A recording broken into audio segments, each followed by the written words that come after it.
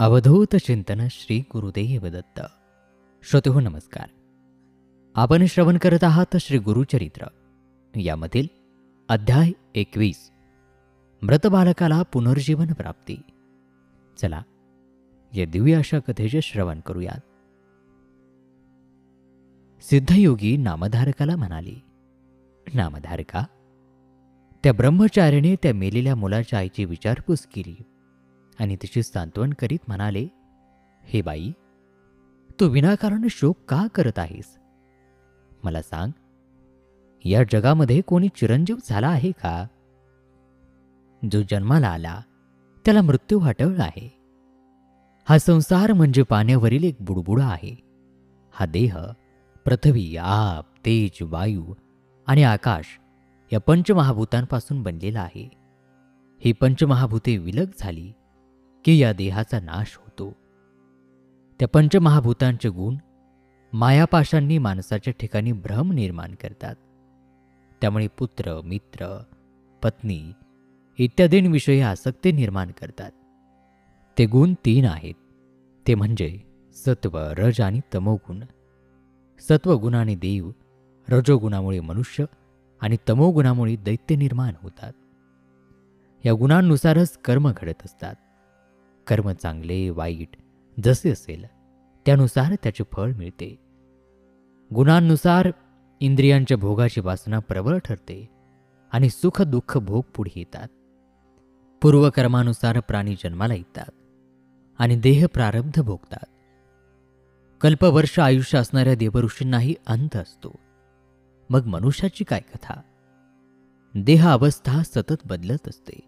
जन्म, बालपण, तारुण्य, वार्धक्य आणि शेवटी मृत्यू हे सर्व अटळ असते.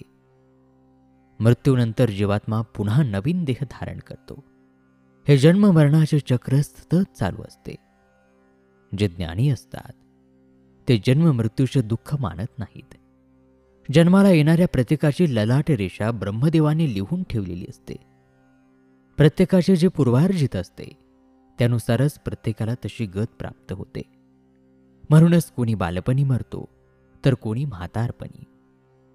स्वप्नामध्ये दिसलेले धन जसे खरे मानता येत नाही, त्याप्रमाणे देहाधिकांची खात्रीही करता येत नाही. आजपर्यंत तू कोणकोणत्या योनीमध्ये जन्म घेतला हे तुला सांगता येईल का? तू मनुष्य योनीमध्ये जन्म घेतला होतास असे मानले तर त्या प्रत्येक जन्मामध्ये तू कोणाची आई होतीस, कोणाची पत्नी होतीस, तुझे आई वडील कोण होते हे तुला सांगता येईल का? नाही ना. मग आता या पुत्राचा वियोग झाला म्हणून विनाकारण शोक का करतेस? हा देह पंचभौतिक आहे. हा देह चर्म, मांस, हाडे, मूत्र यांचा एक नश्वर गठ्ठा आहे. कसला पुत्र आणि कसला मृत्यू? तू विनाकारण शोक करत आहेस. आता हे मुलाचे प्रेत अग्निसंस्कारासाठी देऊन मोकळी हो. ब्रह्मचार्याने असे परोपरीने समजावली असता ती ब्राह्मण स्त्री म्हणाली, स्वामी, तुम्ही मला जो उपदेश केला तो मला पटतो, पण तरीही माझ्या मनाचे पूर्ण समाधान होत नाही. प्रारब्ध हेच जर अटळ असेल तर परमेश्वराची भक्ती कशासाठी करावयाची? परिसाच्या स्पर्शाने लोखंडाचे सोने नाही झाले असे कधी घडते का? मी भाग्यहीन, दुर्दैवी म्हणून श्रीगुरूंना शरण गेले. त्यांनी मला अभय दिले आणि मी त्यावरती विश्वास ठेवला. ताप आला तर मनुष्य वैद्याकडे जाऊन औषध घेतो. श्रीगुरू नरसिंह सरस्वती तर त्रयमूर्तीचा अवतार आहेत. त्यांनी मला वर दिला, तू असत्य कसा ठरेल? मी त्यांच्या वचनांवर पूर्ण विश्वास ठेवला आणि असे असताना देखील मला पुत्रवियोगाचे दुःख का भोगावे लागत आहे? श्रीगुरूंचे वचन खोटे ठरले. आता मी कोणावर विश्वास ठेवू? त्यापेक्षा मरण बरे. आता मी प्राणत्याग करते. त्या ब्राह्मण स्त्रीचा प्राणत्यागाचा अटळ निश्चय पाहून ब्रह्मचारी तिला म्हणाले, आता तुझा निश्चय ठाम असेल तर मी तुला सांगतो तसे कर. तू श्रीगुरूंच्या वचनांवर विश्वास ठेवलास. तुला पूर्णायुष्य पुत्र झाला, पण त्याला मृत्यू आला. म्हणून तू श्रीगुरूंच्याकडे जा आणि जिथे तुला वर मिळाला त्या कृष्णा पंचगंगा तीरावरील औदुंबराखाली मुलाचे प्रेत ठेव आणि तेथे प्राणत्याग कर. ब्रह्मचार्याने असे सांगितले असता त्या ब्राह्मण स्त्रीला ते पटले. मग ती मुलाचे प्रेत पोटाशी बांधून औदुंबराजवळ गेली. तिने पुत्राचे प्रेत गुरुपादुकांजवळ ठेवले. तिचा पतीही तिच्याबरोबर होता. ती स्त्री गुरुपादुकांवर मस्तक आपटून आक्रोश करू लागली. लोकांनी मुलाचे प्रेत अंत्यसंस्कारासाठी मागितले, पण रात्र झाली तरी ती प्रेत द्यायला तयार होईना. आता या निर्जन जागी रात्री इथे थांबणे योग्य नाही. प्रेताला दुर्गंधी सुटली की बाई प्रेत आपल्याकडे देण्याला तयार होईल. आता आपण घरी जाऊ आणि उद्या सकाळी येऊ, असे म्हणून सर्व लोक आपापल्या घरी गेले. इकडे आक्रोश करणाऱ्या त्या स्त्रीला तिसऱ्या प्रहरी ग्लानी आली आणि त्याच स्थितीमध्ये तिला झोप लागली. झोपेमध्ये असताना तिला एक स्वप्न पडले. स्वप्नामध्ये तिला एक जटाधारी योगी दिसले. त्यांनी सर्वांगाला भस्म लावले होते. व्याघ्र चर्म परिधान केले होते. त्यांच्या गळ्यामध्ये रुद्राक्ष माळा होत्या. हातामध्ये त्रिशूळ होते. असे ते योगी औदुंबराजवळ आले आणि त्या शोकाकुल स्त्रीला म्हणाले, तू आम्हाला दोष देऊन विनाकारण शोक का बरं करत आहेस? तुझ्या मुलाला काय झाले आहे? मी आताच त्याच्यावरती उपाय करतो. असे बोलून त्यांनी त्या मुलाच्या सर्वांगाला भस्म लावले. मुलाचे तोंड उघडून त्यामध्ये प्राणवायूचा संचार केला. आता तुझा पुत्र जिवंत होईल, असे तिला आश्वासन दिले. हे स्वप्न पाहत असतानाच अचानक तिला जाग आली. ध्यानी, मनी आणि स्वप्नी असे मनाशी म्हणत ही आश्चर्यचकित झाली. मुलाच्या प्रेताकडे पाहून ती पुन्हा मोठ्याने रडू लागली. आपले दैवच खोटे. तेथे देवाला दोष देण्यात काय अर्थ आहे? श्रीगुरूंना तरी दोष का बरी द्यायचा, असा विचार करीत तिने मुलाच्या प्रेताकडे पाहिले, तर ते मूल हालचाल करीत आहे असे तिला दिसते. तिने प्रेताला हात लावला. तिला ते गरम लागले. त्या प्रेतामध्ये जीव आला आणि तो मुलगा उठून आपल्या आईला बिलगला. त्या बाईलाही भुताटकी तर नाही ना असे क्षणभर वाटले, पण तसे काहीही नव्हते. तो मुलगा खरोखरच जिवंत झाला होता. त्या बाईने आत्या आनंदाने त्या मुलाला छातीशी घट्ट धरले.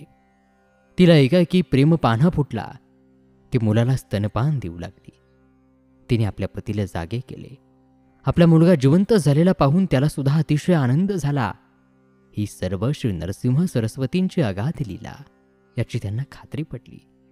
मग त्या पती पत्नींनी स्नान करून औदुंबराला प्रदक्षिणा घातल्या. श्रीगुरूंचे अनेक परींनी स्तवन करून क्षमा याचना केली. श्रीगुरूंच्या पादुकांची यथासांग पूजा करून भक्तिभावाने श्रीगुरूंचे स्तवन केले. त्याचवेळी गावातील ब्राह्मण मुलाच्या प्रेतावर अंत्यसंस्कार करण्यासाठी तेथे आले. मुलगा जिवंत झालेला पाहून सर्वांना आश्चर्य वाटले. सर्वांनी श्रीगुरूंचा जय जयकार केला. मग त्या ब्राह्मण पतीपत्नींनी तेथे ब्राह्मण भोजन घालून मोठा आनंद उत्सव केला. ही कथा सांगून सिद्धयोगी नामधारकाला म्हणाले, नामधारका, औदुंबर क्षेत्र महिमा कसा आहे याची एक कथा मी तुला सांगतो. अशा अनेक कथा आहेत. औदुंबर तळी श्रीगुरूंची कायमचे वास्तव्य असते. तेथे जाऊन श्रीगुरूंची सेवा केली तर सर्व इच्छा पूर्ण होतात. याचा अनुभवही अनेकांनी घेतला आहे. श्रीगुरूंची चरणपूजा केली तर वंद्य स्त्रीला पुत्रसंतान लाभते. दरिद्री माणसाला लक्ष्मी प्राप्ती होते. रोगी माणसाला आरोग्य लाभते. कधीही अपमृत्यू येत नाही. श्रीगुरूंची भक्तिभावाने पूजा केली तर सर्व मनोकामना पूर्ण होतात. जो कुष्ठरोगी असेल त्याने श्रीगुरुचरणांची पूजा केली तर शरीर सुवर्ण होते आणि याविषयी संदेह बाळगू नये. श्री गुरुचरण पादुकांची पूजा केली तर हृदयविकार, गंडमाळा, अपस्मार इत्यादी दोष नाहीसे होतात. मंदमती, बहिरा, मुका, पंगू, रक्तपितीग्रस्त यांनी जर औदुंबराची सेवा केली तर त्यांचे सुद्धा सर्व दोष जातात. चतुर्विध पुरुषार्थाची प्राप्ती होते. श्रीगुरूंचे वास्तव्य असलेला औदुंबर म्हणजे या कलियुगातील कल्पवृक्षच होय. नामधारका, श्रीगुरू नरसिंह सरस्वतींचा महिमा किती सांगावा. सरस्वती गंगाधर म्हणतात, श्रीगुरुचरित्र म्हणजे प्रत्यक्ष कामधेनूच आहे.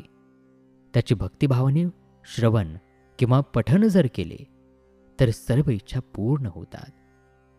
आणि श्रोते हो, अशा रीतीने श्री गुरुचरित्रामृतातील हा 21वा अध्याय या ठिकाणी समाप्त होत आहे. उर्वरित दिव्य अशी कथा पुढील अध्यायांमध्ये. तोपर्यंत पाहत रहा मीड फॉर मराठी. नमस्कार, धन्यवाद. अवधूत चिंतन श्री गुरुदेव दत्त.